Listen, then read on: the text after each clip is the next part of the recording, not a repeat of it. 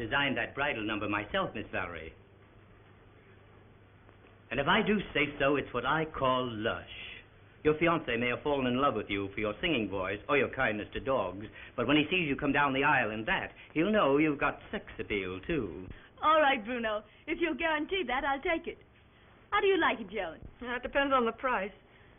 How much do you dare ask for that, Bruno? Why don't you let your father worry about that, Miss Joan? Don't think I'm not worrying. But I only get married once, Dad. At least in all the trappings. Thank goodness. If you have another wedding, you'll have to do it on alimony. You should feel the material in that model, Miss Valerie. I literally tingle when I touch it. What's the grand total, Bruno? I'll find out in just one moment, Miss Joan. Now remember, Joan, there's $5,000 for you two girls to get married on. And I don't intend that you let Valerie get more than her share. Oh, it'll be all right. If I ever get married, it'll probably be at the City Hall in a pair of slacks and a turtleneck. Oh, no, you won't. I'm not that broke. Oh, I didn't mean it that way, dear. I know you didn't. Maybe if I'd done things a little differently. Now, darling, everybody's broke these days. And if they're not, they pretend to be. Val and I don't mind a bit. How can you lie like that and look so lovely? Where is Val? She'll buy out this confounded place if you don't watch her. Well, what's that she's trying on now? Here's a statement, Miss Valerie. 9 dresses, 8 sets of underwear, 3 wraps, 7 hats, stockings and everything, $3,088. Oh, dear. Now I'll have to give up something. Can't you come down some, Bruno? Well, I have cut the price on nearly everything, Miss Valerie. Oh, I might have known I couldn't have what I wanted. It's all right, Bruno. She'll take them.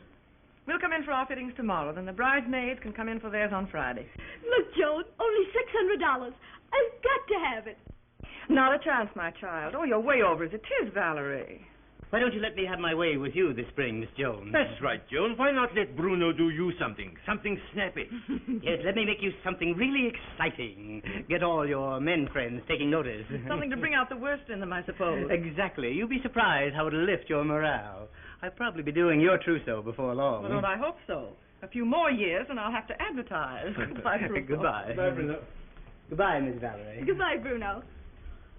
Oh, Bruno. Thank goodness you'll soon be safely married. Don't you wish I would be, too? Only if you'll be happy, my dear. You've never been the worry and responsibility Valerie has. You're the steady, dependable one.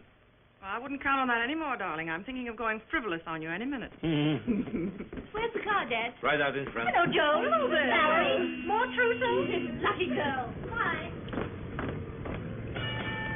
Well, what's the hurry? Oh, hello, Mr. Fletcher. Police after you? Well, hello, John. Thought you were playing polo. So did I. But once a year, I have to take an interest in the shipping business, and today was the day. How are you, Fletcher? How do you do, Colonel? Did your father hear me prowling around your kitchen at 2 o'clock this morning? Don't think so, but if he did, he probably thought it was just burglars. Hey, big boy, what do you think on this street or something? Oh, goodbye. Father is obstructing traffic. You haven't forgotten I'm coming again tonight. No, you better make it 7 o'clock if we're going to the theater. I'll be there. Since when have you and John Fletcher got so chummy? Since last night. He brought me home from Eleanor Weston's, and we're dining together tonight. What's this, Joan? You running out with the playboy of the West 2 nights in succession? Uh-huh. And if I'm as good as I think I am, it'll be several more nights in succession. What about Monica Page? What about her? Isn't John Fletcher her private preserve? Isn't married to her, is he? He isn't married to anyone, and never will be if he can help it. That boy's fast on his feet when it comes to avoiding the minister. Well, they all slip sometimes. Got your eye on him, Johnny? Well, he seems to be favoring me with a little flicker of interest. And I've been told that the Lord helps those who help themselves. Oh, but he's such a lazy beggar. Look how he's neglected the shipping business his father left him. 5 years ago, the Fletcher line was famous. And now what is it? And all because he'd rather play polo than work. Give me an idea, Father.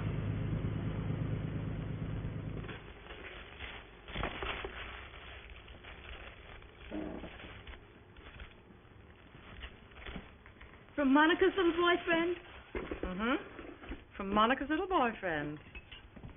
Not in love with John Fletcher, are you, Joan? No? He in love with you? No.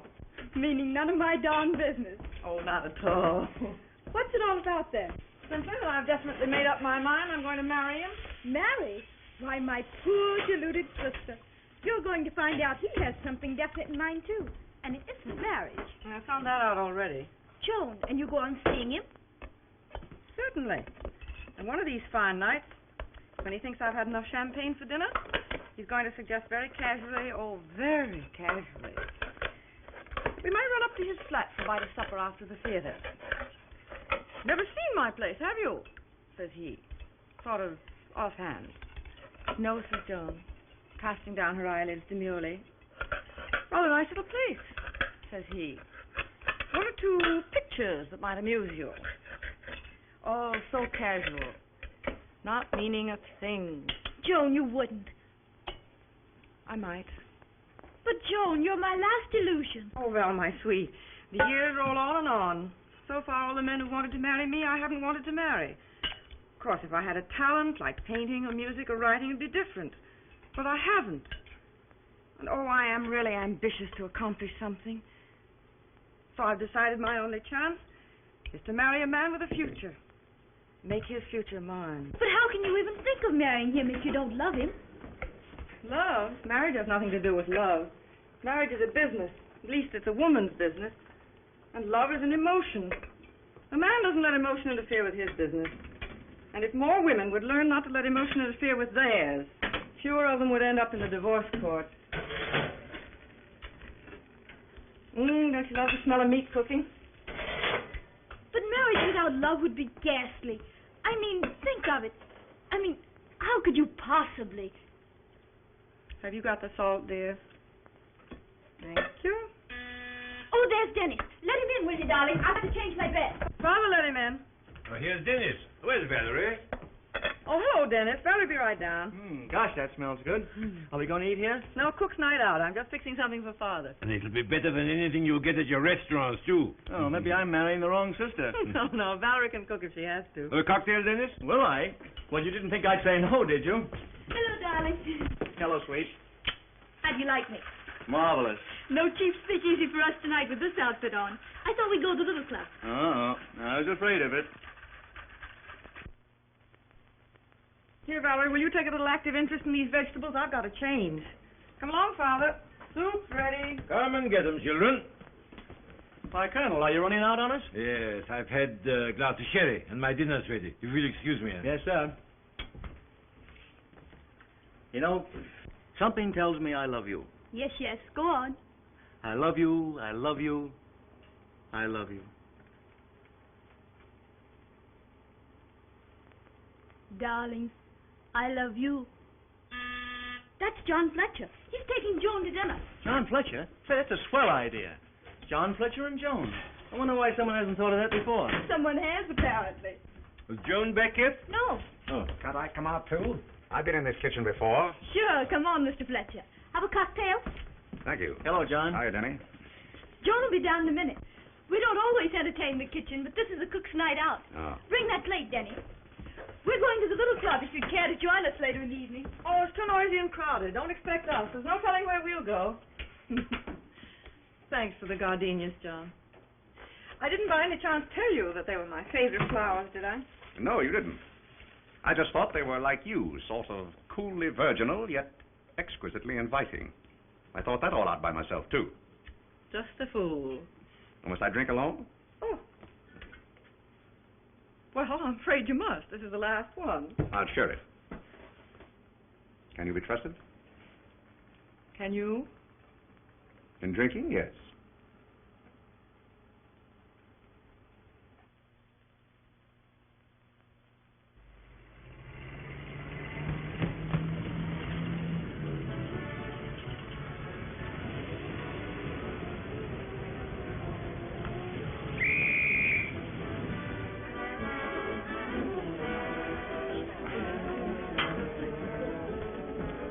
How do you like it?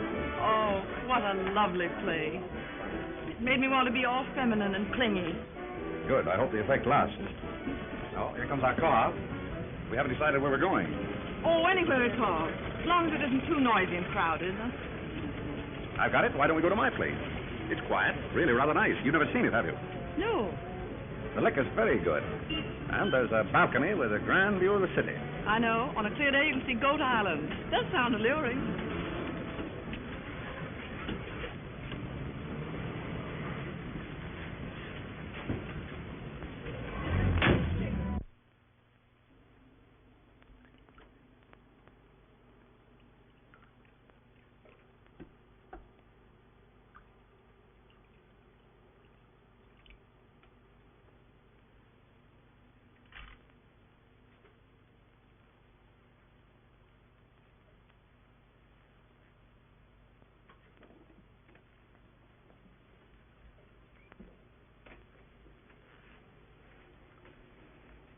All right, Freeman, that'll be all, I think.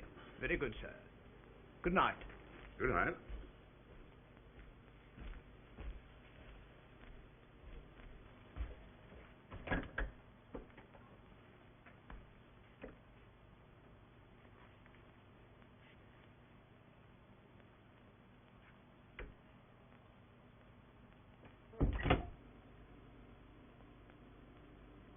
Of course. He would. Would what? Carefully close the door. Certainly. I've got him trained.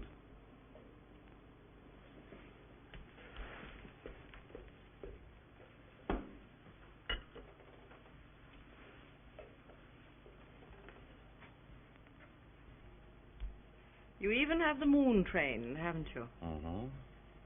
Nice, isn't it? Perfect. You haven't drugged the champagne, have you, darling? No, I'm not that modest.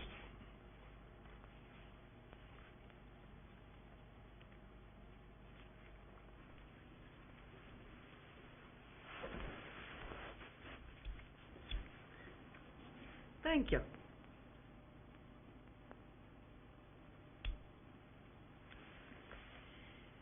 Oh, my, don't let me fall asleep here, will you? But that's never happened to me yet. You're a tremendous success with women, aren't you? Oh, stupendous. I have to fight 5 or 6 duels a week over them. I only last Tuesday. No. Don't tell me. I'm excited enough at night. You don't act it. Well, I should hope not. Do you suppose I want you to think that this is the first time in my life I have ever had supper in a gentleman's apartment alone at night? I wouldn't be a bit surprised if it were the first time. Are you trying to insult me, my good man? Oh, I know you must have had plenty of opportunities. But I just like to believe that I'm a bit more persuasive than the other men you know. You are. I have to admit that I'm completely enamored of you. Have been for years. You've kept awfully quiet about it. Too much competition. I knew I didn't have a chance. Well, now that you have your chance, I trust you'll make the most of it. Well, I'm trying to. Only I don't seem to know how to go about it. Suppose I demonstrate.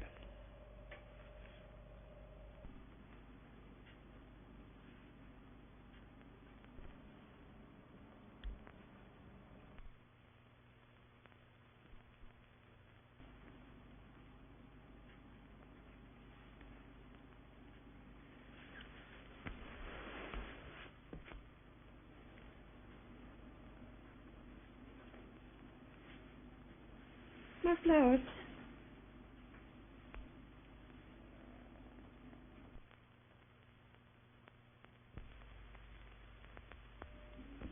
This crab here's 2 bits.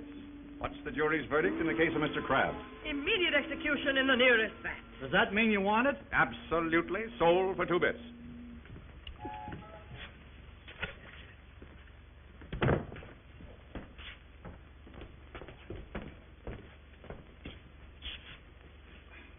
Look.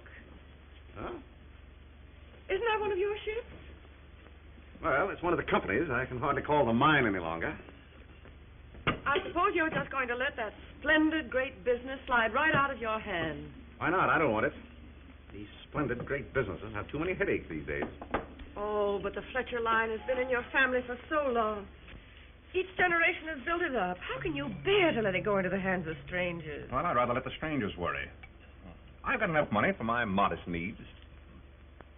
Oh, but you could be such a tremendous success, John, if you wanted to be.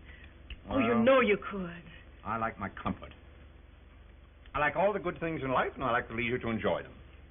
Mind you, I'm not denying that there are moments when I'm rather tempted to dash out and seize the world by the throat and set about making a great man and a thorough nuisance of myself. Then I consider the lilies of the field, how they grow. And I'm tempted no longer. After all, why not be a lily when it's so pleasant?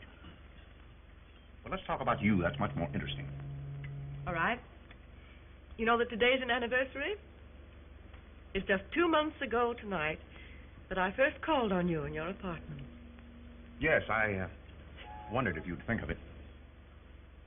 Did you? You want me to lie or tell you the truth?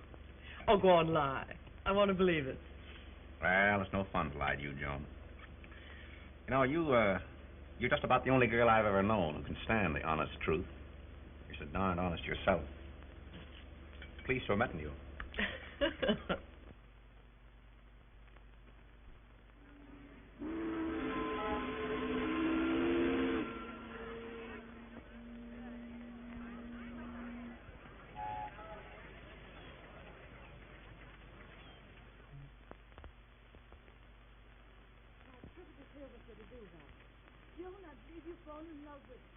Hey, wouldn't you gals like a nice bottle of 3 times 2?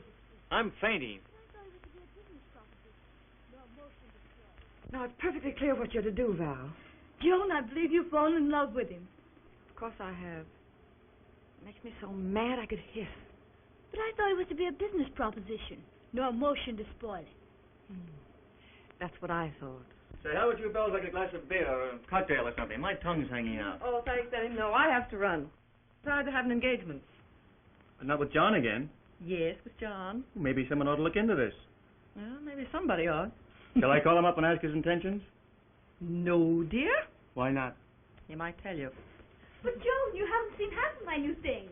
Oh, I'll stop by in a day or two, honey. Oh, don't come down with me. I'll turn the lights on. It's getting dark. Say, Val, if your telephone rings tonight, answer it yourself, won't you? Sure. Yeah. Of course. Oh, well, I may just scrap the whole idea. Goodbye. Goodbye.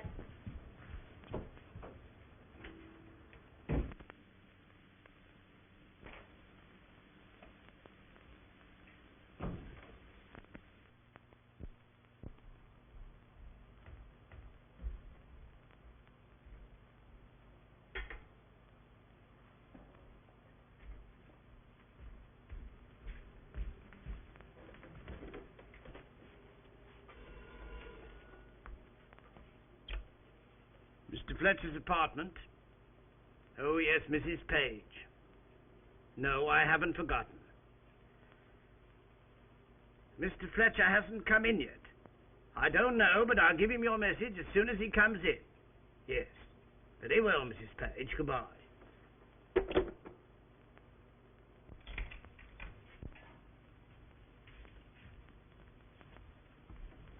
Good evening, Freeman. Hot, isn't it? Good evening, Miss Colby. It's unusually warm this evening. Freeman? Good evening, sir. Any messages? Yes, sir. That is no, sir. Well, make up your mind. Which is it, yes or no? I think not, no, sir. Oh, you think there were no messages? Yes, sir. That is no, sir. Well, this interests me. Perhaps you mean to say that you're not sure, is that it? I'm sure, yes, sir. Well, suppose you confide in me, Freeman. Were there or were there not any messages? There were, yes, sir. Ah, what were they? 6 telephone calls from Mrs. Page, sir. Oh. Only 6? Yes, sir. She asked if you would call her as soon as you came in, or before. Well, thank you, Freeman, very much. Good night. Good night, sir.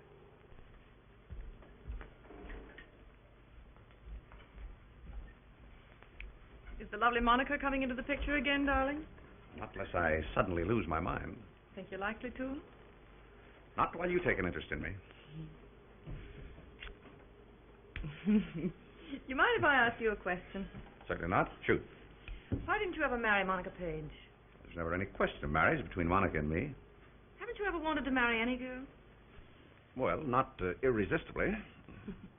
Satisfied to be a bachelor all your life, huh? Madam, you're not by any chance proposing to me or anything, are you? Why not? You could do a lot worse. Huh? I have quite a number of accomplishments. For instance? Well, I'm a very superior cook and an economical housekeeper. I don an excellent sock, read aloud very pleasantly, dress quickly, I'm never late, and in general I am clean, sober, and industrious. All the wifely virtues, huh? I must recommend you to my bachelor friends. Thank you, sir. If that's the best you can offer, let's skip it. Were you ever a caliph of Baghdad, do you think? Possibly. Tell me, Caliph, what becomes of all your favorites when their day is done? The sack, the bowstring, the Bosphorus? Oh, nothing as crude as that, my dear. No more gardenias, perhaps? Perhaps. Now, see here. Things are pretty nice just as they are, aren't they? Aren't we happy? Aren't you happy, dear? Of course not. I'm in love.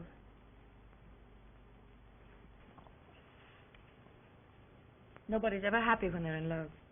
Well, I'm in love, too. I'm so happy I can't believe it. Ever think of wanting children? Sure. Then I pick up the morning paper and read that the basic cause of most of the misery and present world depression is overpopulation. A most profound and comprehensive conclusion, sir. May I congratulate you? I'm going to get into something cool. And leave you alone so you can telephone Monica. Well, you don't think I'm going to telephone with you in a room with an extension, do you? Oh, what a nasty, suspicious nature.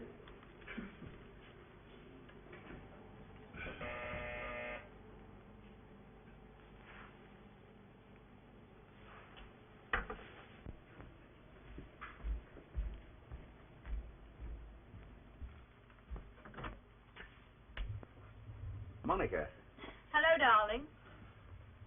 Been trying to get you for hours. Don't tell me you were here all the time. No, just got in. Oh, Johnny, listen. A whole gang of us are on our way to the beach. And as we were passing here, I thought I'd get you to come along. Well, that's awfully nice of you, Monica, but I'm awfully tired tonight. Oh, Johnny, do come. I haven't seen you for weeks.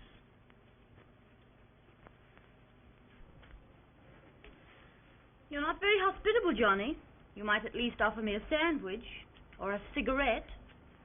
Oh. Help yourself. That's right, isn't it? No, my sweet, it isn't. I'm sorry.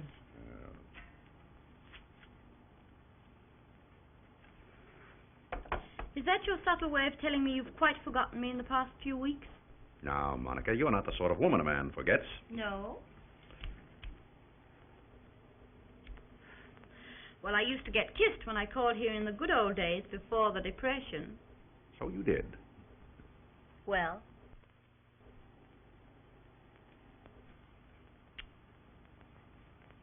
Darling, you are tired, aren't you?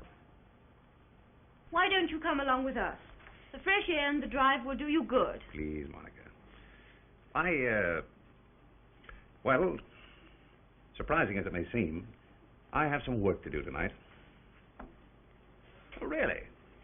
Rather important work. Oh. I see. Figures, I suppose. Yes.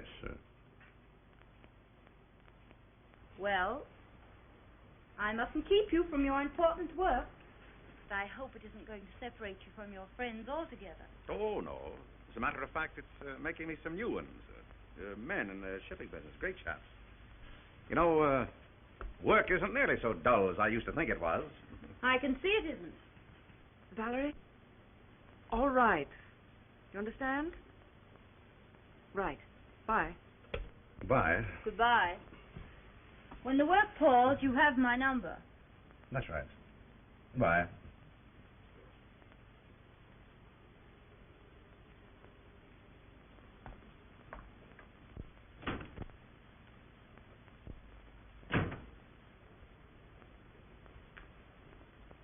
You don't imagine for a moment that Monica believed all that about your work, do you? She might have if she hadn't seen that hat. Oh, my dear, I am sorry. Oh, I forgot all about it. I'll never be any good at intrigue, will I? Oh, it's all right. She doesn't know whose it is. I'll have to give it to the Salvation Army tomorrow. Why? She'll never recognize it again. That shows how little you know about women. There's an exact mental photograph of this hat indelibly imprinted on her memory. Well, I only hope she sees it on the right type. Poor Monica. Why poor Monica? You loved her once. It's curious, isn't it? How you can think you're in love with someone, and all of a sudden it's gone. You find yourself completely cold. It is curious. And a little bit frightening. I wonder if once that feeling goes, you can never get it back. I don't think so.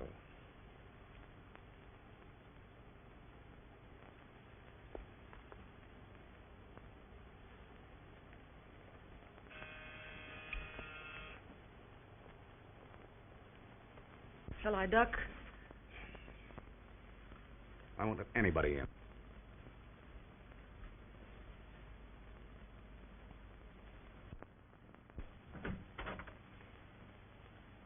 Oh. John? Is Joan here? Why, I was afraid so. Joan!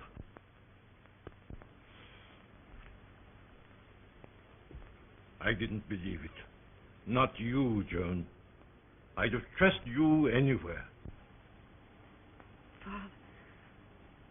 Go and get dressed.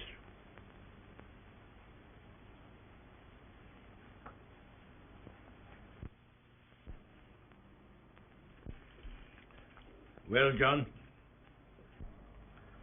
I don't know. What do you propose I should do? I should thought the obvious course for a gentleman to take under the circumstances would have suggested itself to you before this. Marriage isn't the happy solution of all problems, Colonel. Joan may not care for me as a husband. I've never asked her, but I don't see why she should. I don't either. Having gone this far, she's probably ready to take the consequences. At least, may I suggest that the decision to marry or not to marry be left with her? I don't see how there can be any two ways about it. But if she doesn't want you, I shall not try to force her to marry you. Quite right. May I offer you a drink? Yes, I'll have a straight whiskey.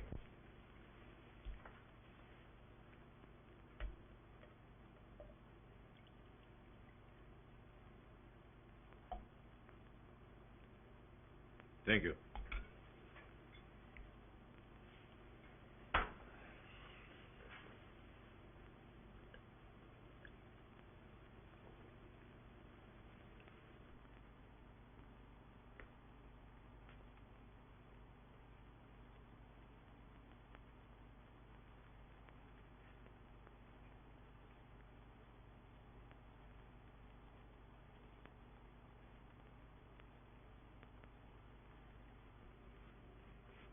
Joan. I'm sorry, Father. There seems to me to be only one thing for you two to do. But John suggests you may not want to marry him. I can't believe you'd give yourself to a man you didn't love. I love John, Father. And I'm glad of that, my child. Then, of course, there's nothing to prevent the announcement of an engagement and marriage in the near future, is there? Not if John is willing. Is there any doubt of John's willingness?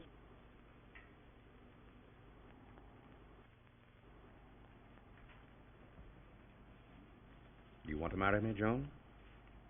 Yes, I do, John. Very well. I have a taxi waiting, Joan. Father, may I speak to John for just a moment? Alone, please. I'll wait for you downstairs.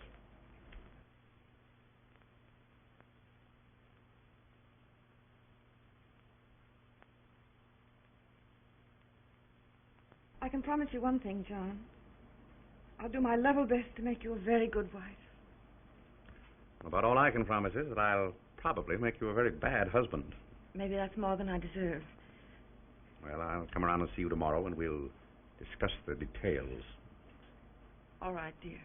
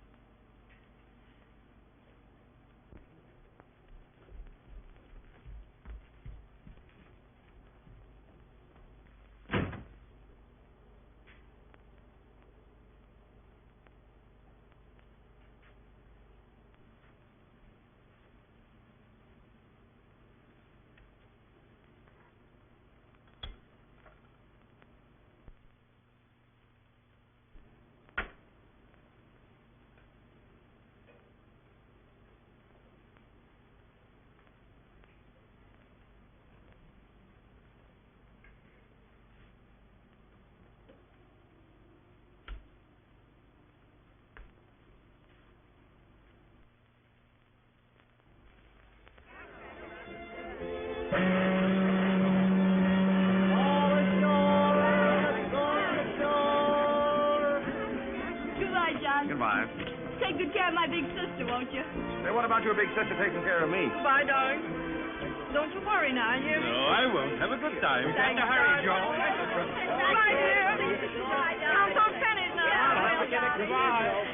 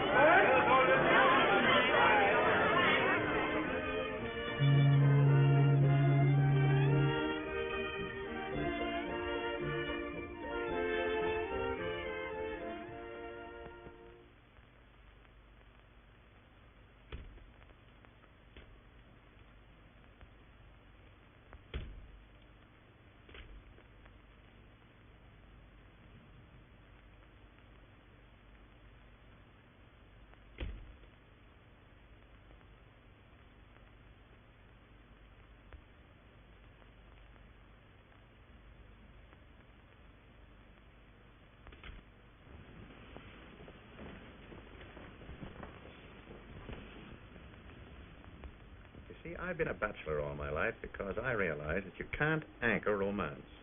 You can't tie it up like a boat to a dock. As soon as you try, something happens to it. All of a sudden, like that, it's gone. Why didn't you refuse to marry me, John? You could have, you know. Why should I? Was divorce so simple? But how could you be sure that I'd agree to give you one? Well, I assumed that your sportsmanship would at least be equal to mine. How soon would you like to have it? At your convenience, my dear. I don't suppose you want to go on with this any longer than is necessary. Would 6 months be too long? Oh, 6 months will be fine. Where do you want to go? Reno? Paris? Anywhere. Doesn't matter.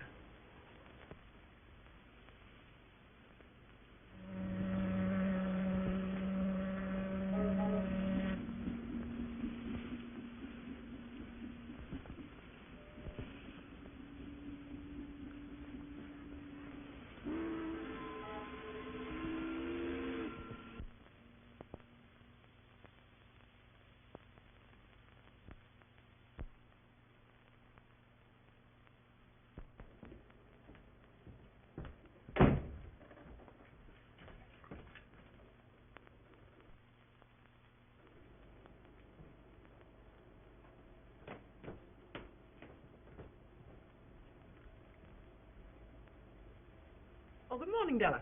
Good morning, Mrs. Fletcher. Your father's on the telephone. Oh, thanks.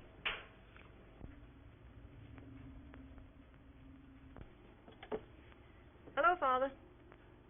Never better. How are you? Oh, good.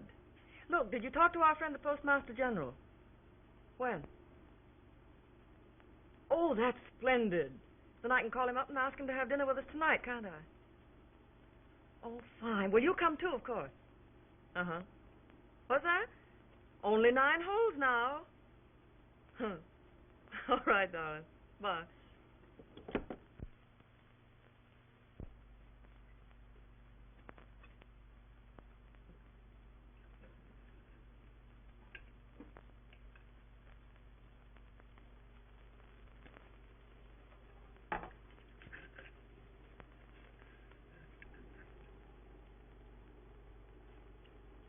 How do you like married life, Freeman? I like it. I'm glad you did it, sir. Oh, you are, eh? Yes, sir. Why? Well, life is much simpler for me, sir. At least it has been so far.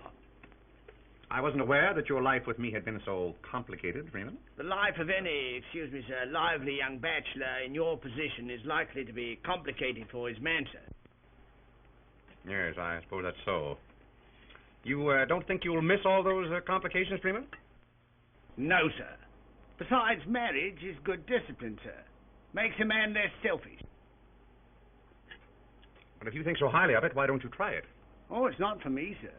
I need to be more selfish. You may as well understand, Freeman, that even though I am no longer a lively young bachelor, I haven't given up all my bachelor privileges. Life may not be as simple for you as you seem to hope. Is that clear? Yes, sir. Now you may bring me another piece of toast. Yes, sir. And tell the cook that for the first time in my life, I'm getting toast just the way I like it. Yes, sir. Mrs. Fletcher showed him how to prepare it. I suppose Mrs. Fletcher also showed him how to prepare the Indian curry we had for dinner last night. I believe she did, sir.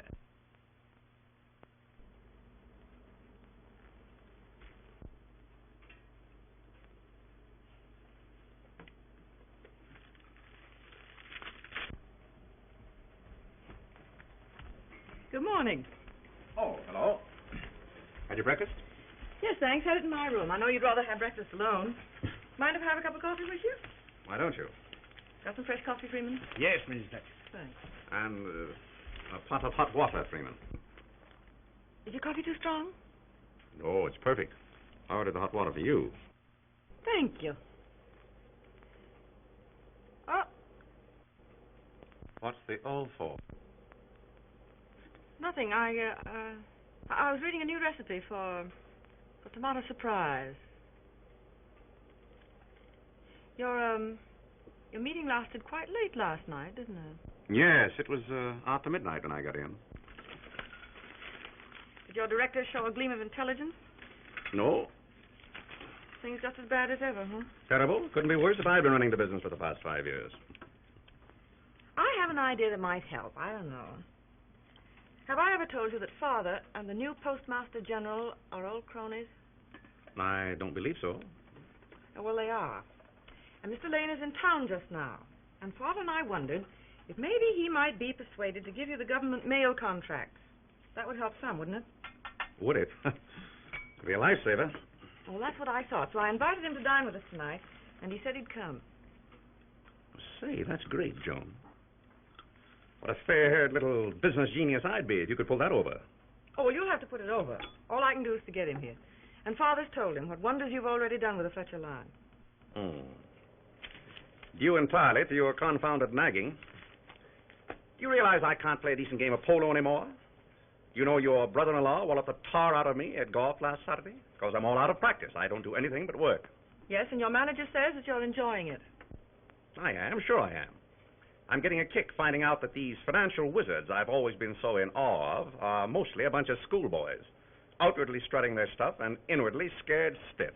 Yes, and you're finding out that you have a better business head than any of them and a more intelligent grasp of modern conditions. Oh, you could be a leader, John, if you wanted to.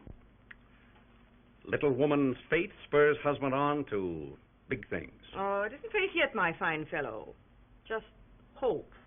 Oh, I didn't mean to be touchy. You really done something for me, Joan, in getting me to work. Don't think I don't know it.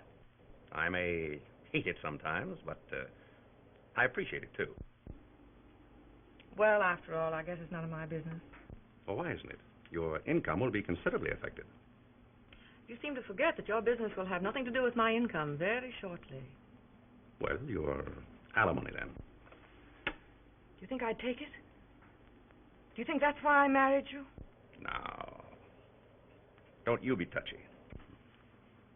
Well, I've got to dash. Hello, where is everybody? Oh, hello, Val. In here. Hello, John. Oh, Val? Hello, dear. Now, I've got to go. You sit here. Thanks. Excuse me for bolting, won't you? Of course. Bye. Bye, dear. Bye. Well, aren't you out pretty early? Yes. Well, come on up with me while I change.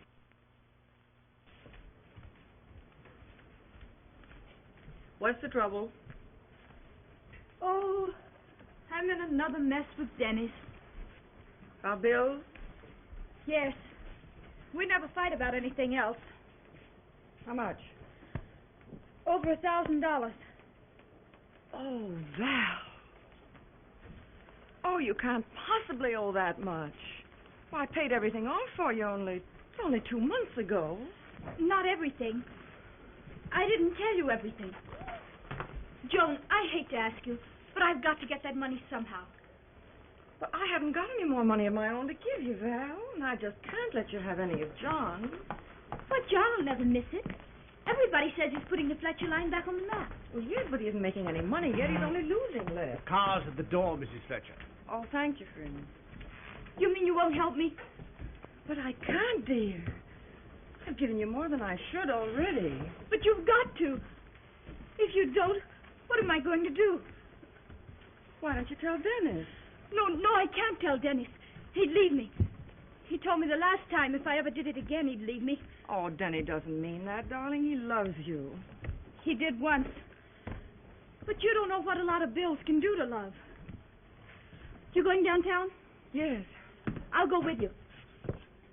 What's the money for, Valerie? Oh, you know, clothes and things. Dennis doesn't understand that a woman has to look decent. Do you want me to talk to Dennis for you, Val? You do and I'll poison you. What are you going to do? I don't know. I've got to think. I'll ride as far as the hairdresser's with you if you don't mind. I tell you what I'll do. I'll see how much I can raise on Mother's ring. Oh, Joan, would you? You don't happen to know of a good, reliable pawn shop, do you? No, but I'll find one. Where are you having lunch? At the Rendezvous with Eleanor Weston. Want to join us? No, Eleanor doesn't approve of me. And the steps spoil my whole life. Besides, I'm lunching with Farley Drake. Farley Drake? What's Valerie up to, Joan? Nothing. Farley and Dennis are great friends. I think you'd be very foolish to give her any more money. Yeah, maybe so, but I'm afraid Dennis really will leave her if she doesn't cut out some of her extravagances. Well, let him. Do them both good. No husband and wife can settle down to a civilized companionship until they've fought through 2 or 3 good separations. Might better be about money than lovers.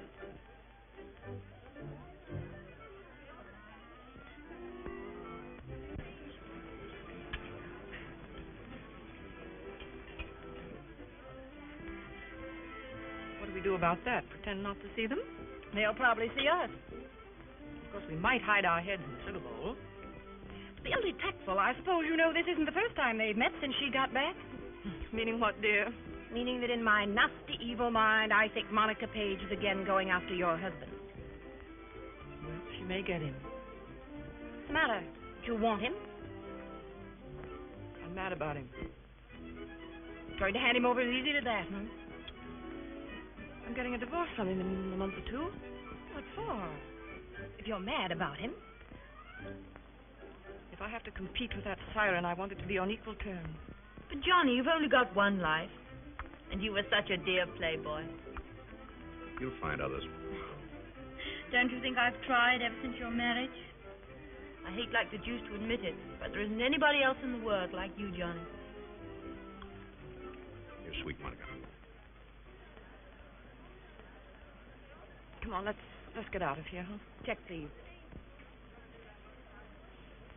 I wonder if she'll be as successful within this time as she once was. Who can tell? Men are so flattered when a good-looking woman yearns over them. I know how I can tell. Meet me at the door, will you? I'm going to stop by and speak to them. Go ahead. You look ravishing. Hello, dear. Hello, Mrs. Page. I saw you just as I was leaving. I wanted to invite Mrs. Page to come and spend the weekend of the 13th with us, out at the ranch. Will you come, Mrs. Page? I'm only having 6 or 8 people, and you know most of them. I'd love to. Thanks so much. That's fine. Yeah, won't you sit down, Joan? Oh, thanks, dear. No, Eleanor Weston's waiting for me. I'm so glad you'll come, Mrs. Page. John will tell you how to get there and everything. Oh, I know the way to Johnny's ranch. Oh, yes, of course you do. I forgot. We'll see you Friday night, then. Do come in time for dinner, hmm? Thanks. Oh, excuse me, Monica. I'll show you your car, Joan. Oh, thanks, dear. No. Eleanor and I are walking down to Magnon's. Goodbye. Bye. Goodbye, dear. She's a very clever woman, Johnny. She is. Why did you marry her? Isn't the answer to that quite obvious? But you don't love her? Well, really, Monica, I think I'm the best judge of that. I suppose you know it's common gossip that she married you for your money. It's about as true as most common gossip. Sorry. Johnny, do you remember the last time we were together in this place? No, I don't think I do exactly. You don't dare. You loved me then. I wonder if I did. Oh, Johnny, are you ditching me completely? You little racketeer, will you kindly remember that I'm married? Oh, can't you forget it even for a little while? I don't want to. You know, I've had a suspicion for some time that I've been a bit of a sap. I've just been waiting for something to confirm that suspicion. Oh, and has it been confirmed? I think it has. By me? No. By my wife.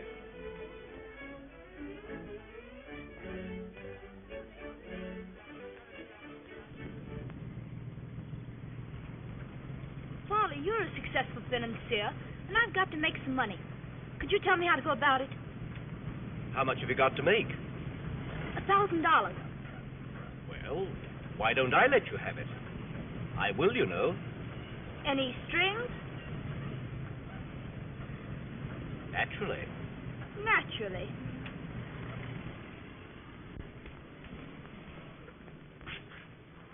When shall I send it, Mr. Fletcher? I'll take it. Yes, Mr. Fletcher. Did you find that pawn shop all right? Yes, they were very pleasant. Just like a bank. I could only get $500 on it, but I thought that was better than nothing. That ring was worth a lot more than $1,000. What good will $500 do me?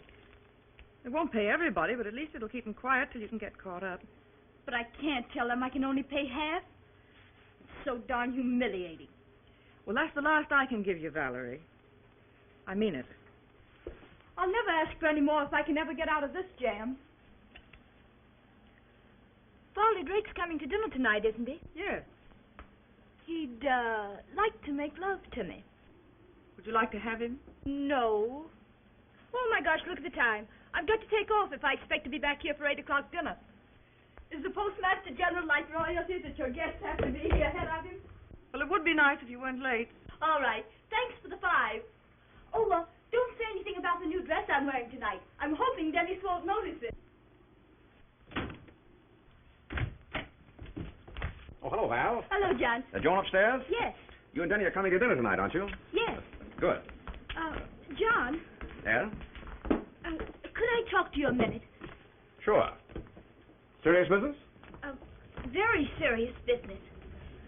I want to ask you a favor. Of course. What is it? I hate asking you, but I'm in an awful mess. Well, I'm sorry to hear that, Val. What's the trouble? Well, ever since Denny and I were married, his business has been getting worse and worse. You know how businesses are these days. Don't I? Well, Denny's is the worst of any. And he's lost a lot in some bank failure, and the bills have just kept piling up and up. And for the last 3 months, I've been using the rent money to pay them. Oh, have you told Denny about this? No. He's nearly crazy with financial worries as it is. And I just can't tell him I haven't paid the rent. The landlord's going to put us out. Oh, he's threatening that, huh? Well, how much do you need? $1,000. I know it's a lot, John, but I'll pay it back. I swear I will, just as soon as I can. Well, now, don't get excited. I'll give you a check, and all your troubles will be over. Oh, John, I hate asking you. You don't know what this means to me, John. I've been nearly frantic for weeks. Oh, that's all right, my dear.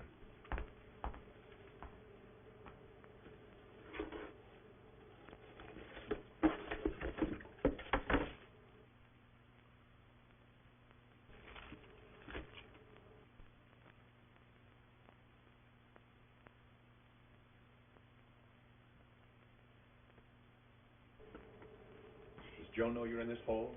Well, I told her a little about it, but you're so generous to her that she can't understand why I don't go to Dennis. If I were you, I don't think I should say anything to her about this. All right, I won't.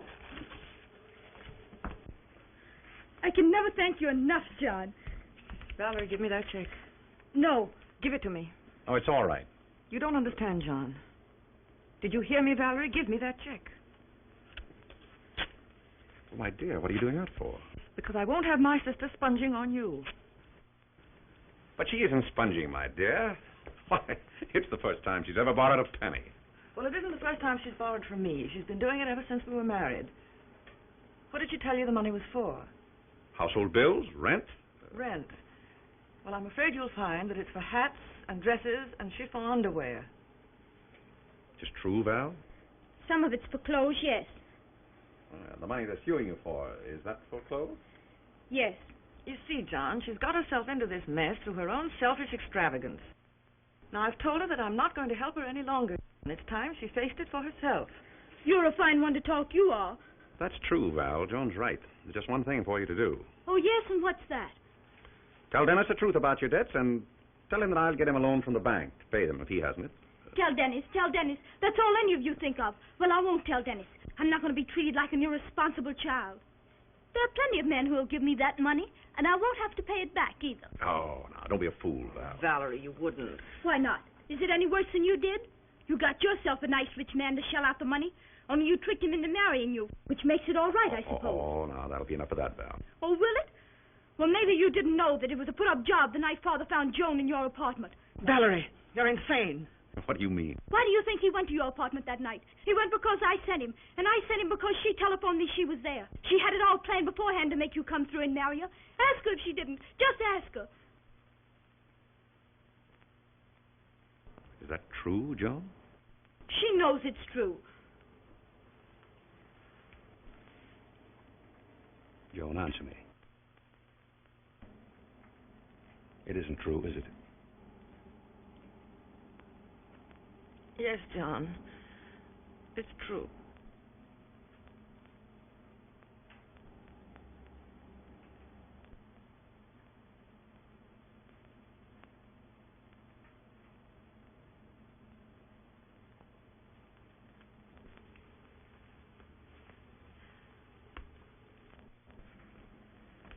John. John, wait, please. I've heard enough.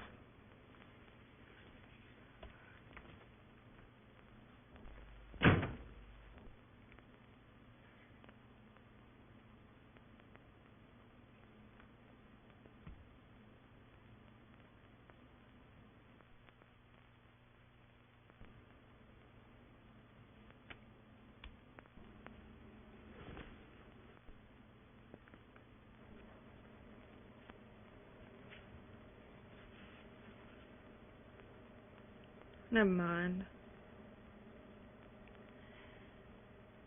I'm glad he knows.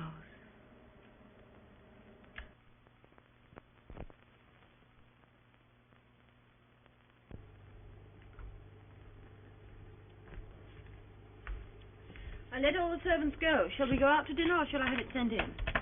Whichever you like.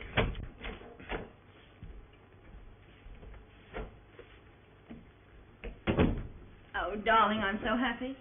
I always thought you'd come back. You did. I don't know why you care. I don't either. I sometimes think it's a mulish trait I inherit from my grandfather. Besides, I didn't like the way you were lifted from me in the beginning.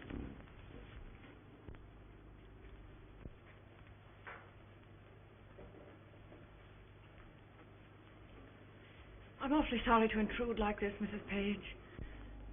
But there was something I had to say to John tonight.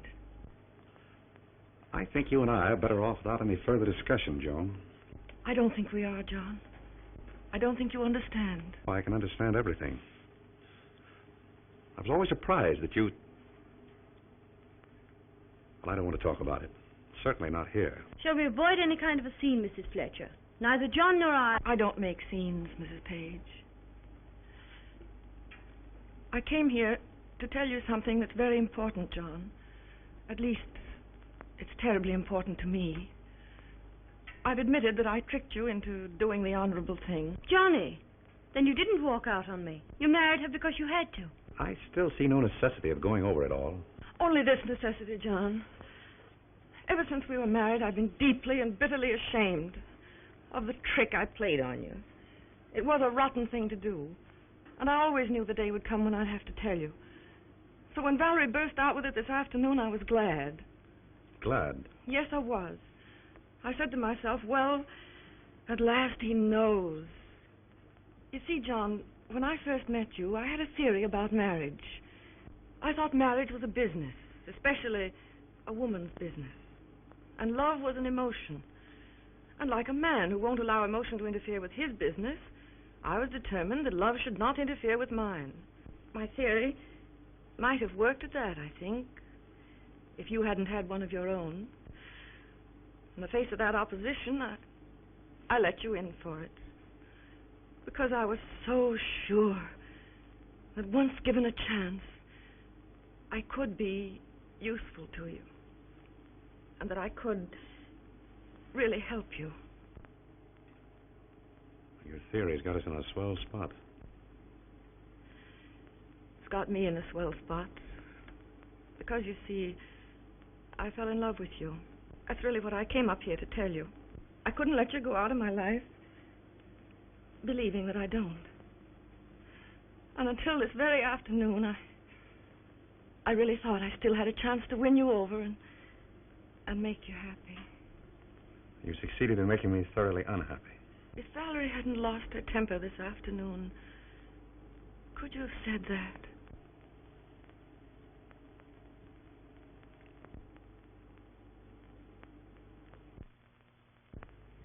I think it's only fair to tell you that I'm sailing for Europe next week and John's coming with me.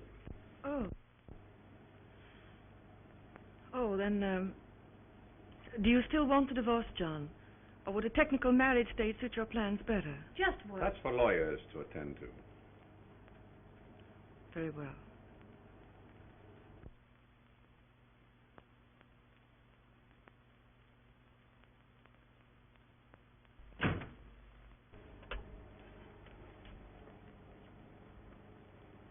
I want to reserve 2 compartments for New York tomorrow on the Golden Arrow.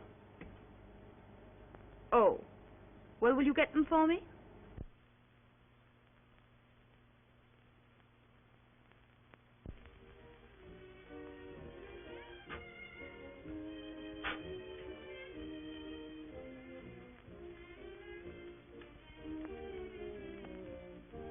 Dinner wait too long, no good. Finish quick. You better keep it good somehow. I say dinner no good, dinner no wet. Eat now, everything all wet. Bouillabaisse is all wet anyway, and they can't eat now. Mr. Fletcher isn't even here. I was told to hold everything until further orders. I have the bouillabaisse special. I promise to make everything very good. Nothing good. Dinner big fast. You're getting me very tired. Now that we've got a real cabinet member with us, we should make him explain inflation. Oh, I understand perfectly. Prices are supposed to go up and up, aren't they, Mr. Secretary? Well, that's what's supposed to happen. Well, I feel sorry for the poor little American dollar over in Europe with nobody to back it up. It still seems to be popular with some people, Sam. What did the doctor say? Well, I couldn't get him. I left word for him to call. Don't you think you could use one more? I could use a lot more. Say, where in thunder is John? Gone. And it's my fault. How could it be your fault? Well, Denny, Fletchers don't seem to like their own party well enough to show up. Oh, they'll be here. That's the old schooner John's great-grandfather started with. I'm so sorry, Mr. Lane. Hello, Joan. Please forgive me for not being here in time to greet you. Oh, of course, I was almost late myself. How do you manage to look lovelier every time I see you? Oh, well, it does take a bit of doing, I can tell you. Have a cocktail, Johnny? Oh, thank you, Father. Where's your glass, Oliver? All right, here. Did you see John? Yes. Is he coming back? What on earth are you going to tell Oliver? Where's this high-powered husband of yours, Joan? I'm expecting him any minute, Mr. Lane. He just had to go out of town today. He really is a slave to his business. Do you think you could find me another drink? Don't you think maybe you've had enough before eating? All right, I'll get you one. Well, Freeman, why don't we eat? Mrs. Fletcher asked me to hold dinner a little while. But the cook says if we hold it much longer, it'll be a bust. This dinner's a bust already, Freeman. Yes, sir. When I tell Denny you offered me $1,000, what do you think he's going to do? But you're not going to tell him. Sure I am. Let's have another drink.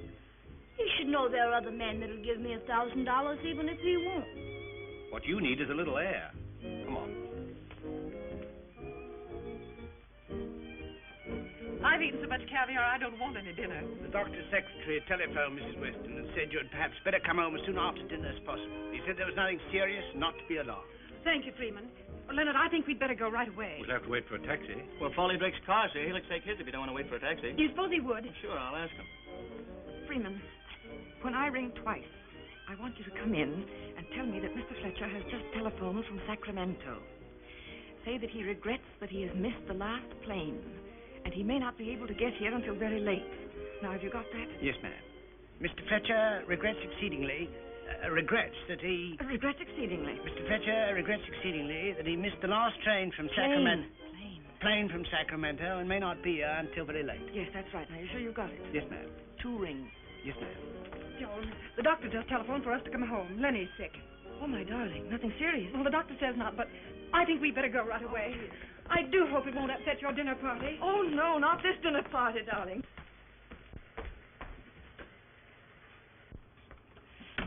The Westons are leaving. Sick child. 2 less for dinner.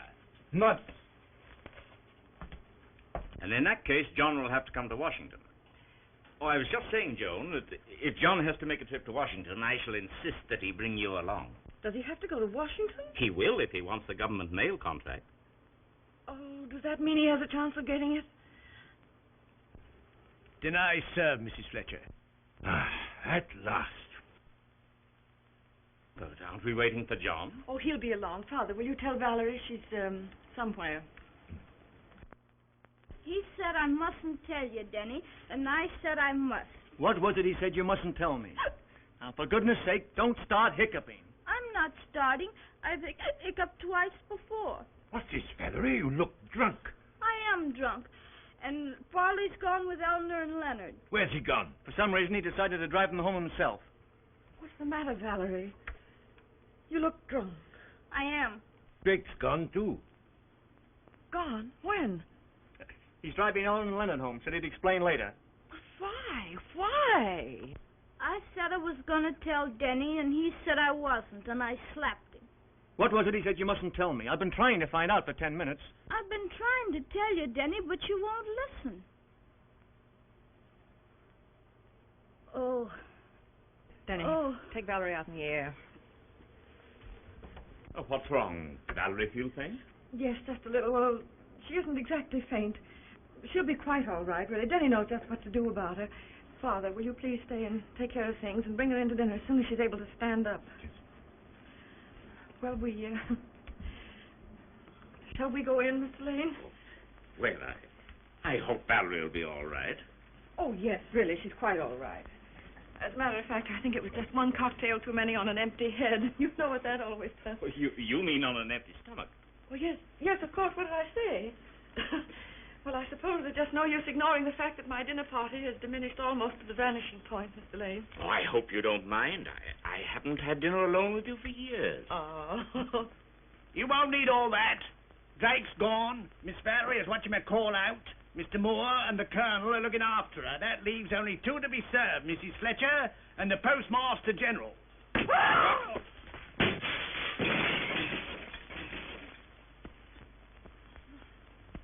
I'm afraid this dinner was fated right from the very beginning.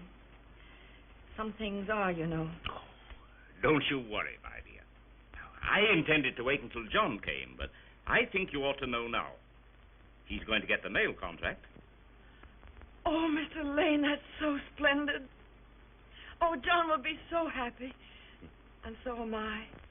And you can tell him from me that it's all on account of you. I like to put these husbands in their places. Oh, that is the most wonderful news, Mr. Lane. John really has great ideas for the Fletcher line. Yeah, I heard he had. Your father told me. It's quite true that our shipping suffers from some of our laws, which ought to be changed. But you know Congress. However, I have a plan, and I hope that John feels as I do about it. Oh, yes, I'm sure you do. I mean, of course he will.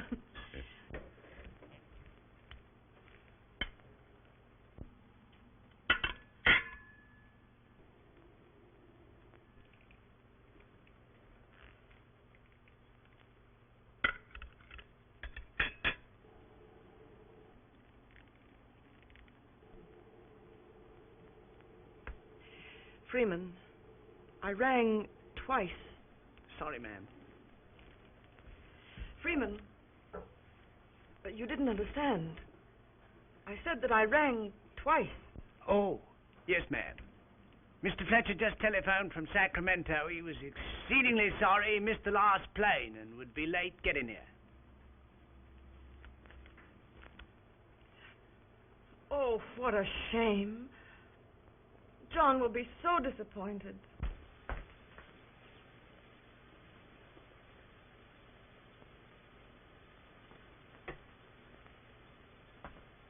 You got me completely sold on John's business qualifications. But what I want to know is, how is he as a husband? Oh, John. I'm terribly sorry, sir, to be late like this. But I thought you missed the last plane. Yes, you telephoned that you had. Oh, yes, I did. But I got a private one that landed me in Golden Gate Park. It's still there, I think. Where's the party? Oh, we're all that's left. Don't ask me what happened to everybody, because I can't remember. Never mind, dear. You might open that box. Yes, what's in it? It should be a bomb. No, dear. It's the flowers you telephoned me to get for you. Oh, yes. Yes, so I did. That's what made me late. My dear Joan, if that isn't a perfect excuse, you'll never hear one. You see, sir, Joan and I were married 4 months ago today. Oh, John. You must have been away all those 4 months, John. Thank you for watching. Please subscribe. Σας ευχαριστώ που παρακολουθήσατε την ανάρτησή μου. Παρακαλώ εγγραφείτε.